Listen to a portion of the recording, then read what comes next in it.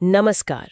आज हम बात करने वाले हैं रॉबर्ट टी कियोसाकी के बहुत ही फेमस किताब रिच डैड पुअर डैड के बारे में। हाँ, ये किताब तो काफी चर्चित रही है। बिल्कुल।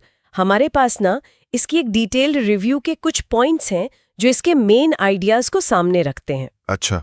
तो हमारा मकसद ये है कि इस किताब के पीछे की जो सोच है, इसके मुख्य संदेश क्या है और ये इतनी पॉपुलर क्यों हुई, इसे थोड़ा समझें। हाँ, और ये किताब दिलचस्प इसलिए भी है क्योंकि ये सीधे सीधे मतलब जो हमारा पारंपरिक नजरिया है ना पैसे और पढ़ाई को लेकर, उसको चैलेंज करती है। सही कहा। इसकी शुरुआत ही होती है लेखक के दो पिताओं की कहानी से। एक तो उनके अपने पिता, जिन्हें वो पुअर डैड कहते हैं, पढ़े लिखे थे, सरकारी नौकरी में थे।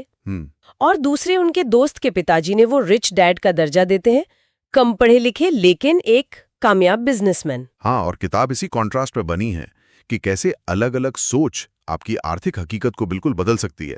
बिल्कुल। और यहीं पर वो उस आम सोच पर सवाल उठाते हैं कि बस अच्छी पढ़ाई कर लो, अच्छी नौकरी मिल जाएगी और लाइफ सेट है। हाँ, ये तो बहुत कॉमन है ना? इसके बजाय रिच डैड का तर्क एकदम अलग है। वो कहते हैं कि असली सुरक्षा डिग्री या नौकरी में नहीं, बल्कि आपकी फाइनेंशियल समझ और पैसे से पैसा बनाने की जो काबिलियत है, उसमें है। बिल्कुल।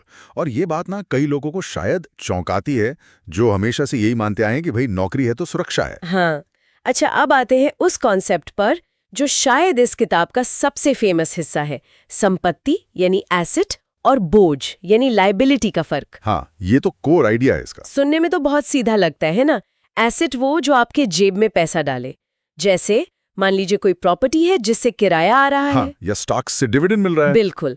और लायबिलिटी वो जो आपकी जेब से पैसा निकाले, जैसे कार का लोन या महंगा सा फोन जिसका बिल हर महीने भरना है। तो कियोसाकी कहते हैं कि अक्सर लोग जिसे शान समझते हैं वो असल में लायबिलिटी होती है, क्योंकि वो लगातार पैसा खींच रही होती है। और इसी सोच से आप देखें अगला कदम जुड़ता है कि अगर आप लगातार लायबिलिटीज जमा कर रहे हैं तो आप पैसे के लिए काम करने के जाल में, जिसे वो रैट रेस कहते हैं, उसमें फंसे रहेंगे। हाँ, वो रैट रेस वाला कॉन्सेप्ट। तो किताब का बड़ा संदेश है कि इस जाल से निकलो और पैसे को अपने लिए काम पर लगाना सीखो। मतलब सिर्फ सैलरी पर डिपेंडेंट मत रहो। अच्छा। बल्कि इन्वेस्टमेंट और अपने बिजनेस से पैसिव इनकम बनाओ।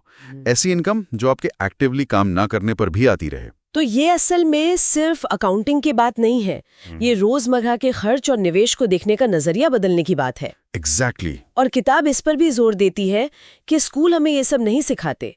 मतलब फाइनेंशियल लिटरेसी, बैलेंस शीट समझना, इन्वेस्टमेंट के तरीके जानना, टैक्स सिस्टम कैसे काम करता है। हाँ, और रिस्क लेना, कैलकुलेटेड रिस्क लेना सीखना। हाँ, ये सब खुद ही सीखना पड़ता है, स्कूल का सिलेबस ये कवर नहीं करता। और इसमें एक साइकोलॉजिकल एंगल भी है।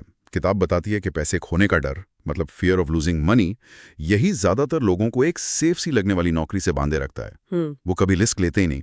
जबकि अमीर मानसिकता वाले लोग वो डर को समझते हैं पर उसे अपने फैसलों पर हावी नहीं होने देते।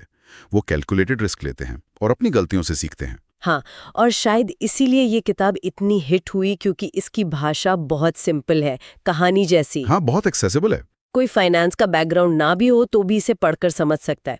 ये कॉम्प्लेक्स आइडियाज को भी रोजमर्रा की जिंदगी से जोड़ देती है ना? सही कहा। तो अगर संक्षेप में कहें तो ये किताब लोगों को अपनी आर्थिक सोच पर सवाल उठाने के लिए उकसाती है, फाइनेंशियल फ्रीडम के बारे में सोचने पर मजबूर करती है और पैसे को लेकर जो एक डर बैठा होता है उसे कम करने में मदद करती है। एक तरह से ये मोटिवेशनल ज्यादा है। तो बताती है, पर कैसे और कहाँ इन्वेस्ट करे इस पर ज्यादा डिटेल नहीं है। और कुछ बातें जैसे नौकरी छोड़ दो, वो हर किसी के लिए शायद प्रैक्टिकल नहीं है। बिल्कुल, ये क्रिटिसिज्म जायज है।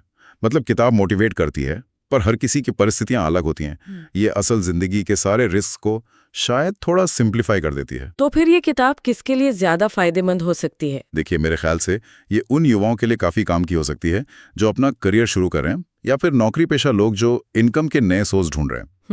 बेसिकली कोई भी जो पैसे को लेकर अपनी समझ बढ़ाना चाहता है या जो पारंपरिक रास्ते से हटकर सोचना चाहता है, उसे इसमें कुछ न कुछ इंटरेस्टिंग जरूर मिलेगा। और पेरेंट्स भी अपने बच्चों को पैसे की बेसिक समझ देने के लिए इससे आइडिया ले सकते हैं। तो कुल मिलाकर देखें तो रिच डैड कोई इन्वेस्टमेंट की स्टेप बाय स्टेप गाइड नहीं है। नहीं, बिल्कुल नहीं। बल्कि ये पैसे और जिंदगी को देखने का एक नजरिया बदलने वाली किताब है।